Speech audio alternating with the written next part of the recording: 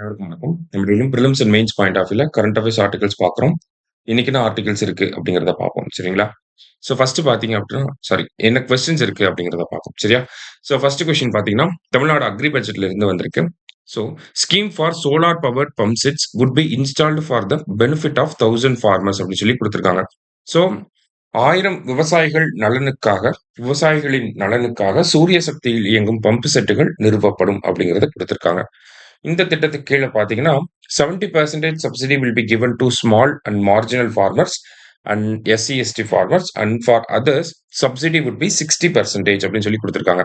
சிறு, குறு மற்றும் எஸ்சி, எஸ்டி விவசாயிகளுக்கு 70% மானியம் வழங்கப்படும். மற்றவர்களுக்கு மானியம் 60% வழங்கப்படும் அப்படிங்கிறத குடுத்திருக்காங்க. சரியா? ஸோ 2மே கரெக்ட் தான். அக்ரி பட்ஜெட்ல டைரக்ட்டா இருந்த ஸ்டேட்மெண்ட்ஸ் போத் கரெக்ட் அப்படிங்கிறது தான் கரெக்ட் ஆன்சர்.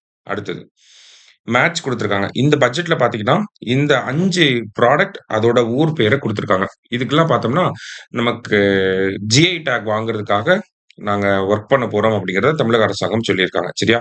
அந்த வகையில பார்த்தோம்னா, நல்லூர் வரகு, வேதாரண்யம் முல்லை, நத்தம் புளி, ஆயக்குடி கொய்யா, கப்பல்பட்டி கரும்பு முருங்கை இந்த 5 ப்ராடக்ட்டுமே கரெக்ட்டா தான் மேட்ச் ஆயிருக்கு. சரிங்களா? நம்ம கன்ஃப்யூஸ் ஆகக்கூடாதுங்கிறதுக்காக தான் கரெக்ட்டான மேட்ச்ச குடுத்திருக்கேன். ஸோ நல்லூர் வரகு ஓகேங்களா? அதுக்கு வாங்க போறாங்க. வேதாரண்யம் முல்லை வாங்க போறாங்க. நத்தம் புளி திண்டுக்கல் பகுதியில இருக்கிற நத்தம், திண்டுக்கல் பகுதியில இருக்கக்கூடிய ஆயிக்குடி கொய்யா, அடுத்து திண்டுக்கல் பகுதியில இருக்கக்கூடிய கப்பல்பட்டி கரும்பு முருங்கை இந்த 5 ப்ராடக்ட்டுக்குமே வாங்க போறாங்க. ஸோ 1, 2, 3, 4, 5 அப்படிங்கிறது தான் கரெக்ட். சரியா? நெக்ஸ்ட் தமிழ்நாடு அக்ரி பட்ஜெட் பத்தி அடுத்த statement. Tamil Nadu ranks 4th in the production of cashew. முந்திரி உற்பத்தியில் தமிழ்நாடு 4வது இடத்தில் உள்ளது அப்படின்னு குடுத்திருக்காங்க. இது கரெக்ட் தான். சரிங்களா? அடுத்து Tamil Nadu ranks 2nd in export of cashew அப்படின்னு சொல்லி குடுத்திருக்காங்க. ஸோ முந்திரிகள ஏற்றுமதி செய்வதில தமிழ்நாடு 2வது இடத்துல இருக்கு. சரிங்களா? உற்பத்தியில 4வது இடம், ஏற்றுமதியில 2வது இடம். உற்பத்தி அப்படிங்கிறது பார்த்தோம்னா, கிட்டத்தட்ட 43,000 மில்லியன் டன்ஸ் நம்ம வருஷம் வருஷம் ஆனுவல் புரொடக்ஷன் அப்படிங்கிறது இருக்கு. சரியா?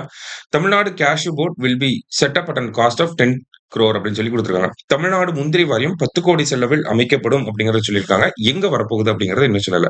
ஸோ 3மே கரெக்ட் தான். ஆல் ஆர் கரெக்ட் அப்படிங்கிறது தான் கரெக்ட் ஆன்சர். அடுத்தது inequality is a choice but we can choose a different path. இந்த ஸ்டேட்மெண்ட் யார் சொல்லியிருக்காங்க அப்படிங்கிறத கேட்டிருக்காங்க. ஸோ தமிழ்நாடு பட்ஜெட் அந்த பட்ஜெட் டாக்குமெண்ட்ல பார்த்தீங்கன்னா, இந்த கோட்ட குடுத்திருப்பாங்க.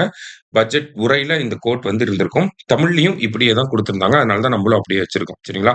Inequality is a choice but we can choose a different path.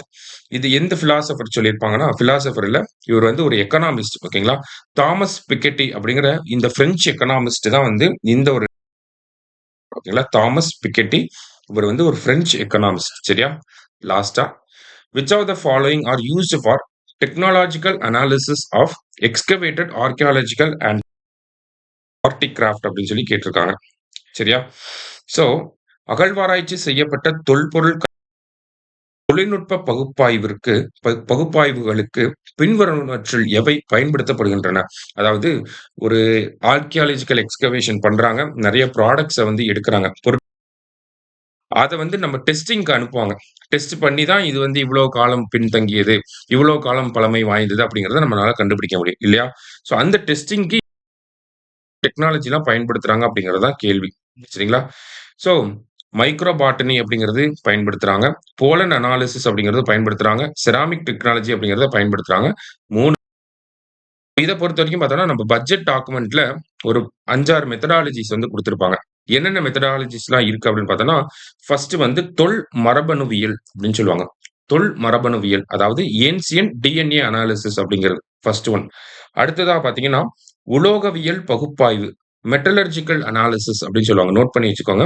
உலோகவியல் பகுப்பாய்வு மெட்டலர்ஜிக்கல் அனாலிசிஸ் அப்படின்னு சொல்லுவாங்க. அடுத்ததா பார்த்தீங்கன்னா, நுண் தாவரவியல் அதுதான் இங்க மைக்ரோ பாட்னி அப்படின்னு சொல்லி குடுத்திருக்கோம். அடுத்தது மகரந்த பகுப்பாய்வு அப்படின்னா போலன் அனாலிசிஸ் அப்படின்னு சொல்லுவாங்க. நெக்ஸ்ட் பார்த்தீங்க அப்படின்னா, துண்டொளி வெப்பக்கால கணிப்பு அப்படின்னு சொல்லுவாங்க. துண்டொளி வெப்பக்கால கணிப்பு அப்படிங்கிறது ஆப்டிகலி ஸ்டிமுலேட்டட் லூமினசன்ஸ் டேட்டிங் அப்படின்னு சொல்லுவாங்க. ஆப்டிகலி ஸ்டிமுலேட்டட் லூமினசன்ஸ் டேட்டிங் அப்படின்னு சொல்லுவாங்க. கடைசியா பார்த்தீங்க அப்படின்னா, மட்பாண்டவியல் அப்படின்னு குடுப்பாங்க. அதாவது செராமிக் டெக்னாலஜிய மட்பாண்டவியல் அப்படின்னு குடுத்திருப்பாங்க. சரியா? ஆல்ரெடி நம்ம 3 இங்க லிஸ்ட் அவுட் பண்ணியிருக்கோம். இங்க இல்லாத 3 என்ன அப்படின்னு பார்த்தீங்கன்னா, 1 தொல் மரபணுவியல் ஏன்ஷியன்ட் டிஎன்ஏ அனாலிசிஸ், உலோகவியல் பகுப்பாய்வு மெட்டலர்ஜிக்கல் அனாலிசிஸ். அடுத்ததா பார்த்தீங்க அப்படின்னா, துண்டொளி வெப்பக்கால கணிப்பு ஆப்டிகலி ஸ்டிமுலேட்டட் லுமினசன்ஸ் டேட்டிங். இந்த 3ம் எக்ஸ்ட்ராவா நோட் பண்ணி வச்சுக்கோங்க. சரியா? இது நம்ம பட்ஜெட் டாக்குமெண்ட்லயே குடுத்திருந்தாங்க. ஸோ அனைத்தும் சரி அப்படிங்கிறது தான் சரியான விடை. இன்னைக்கு 5 கொஸ்டின்ஸ் பார்த்திருக்கோம். நன்றி.